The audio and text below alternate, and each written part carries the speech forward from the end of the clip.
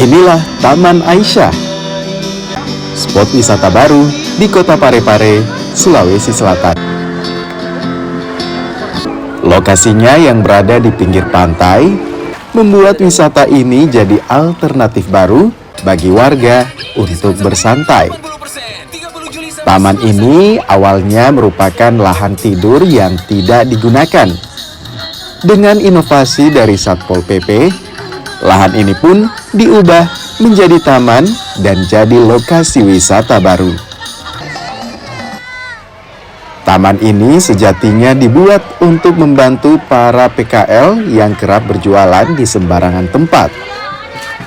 Taman ini pun jadi alternatif mereka agar tetap berjualan tanpa harus melanggar aturan yang ada.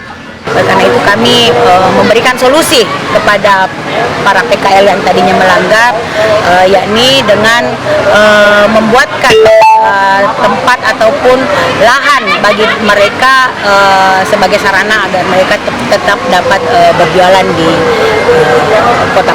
Mohonkan izin, dan ini merupakan lahan tidur sebelumnya ya, sehingga kami berinisiatif untuk membuat Taman Aisyah agar dapat dimanfaatkan bagi PKL yang tadinya melanggar, sehingga nantinya dapat menjadi binaan dari Satuan Polisi Pamung Praja.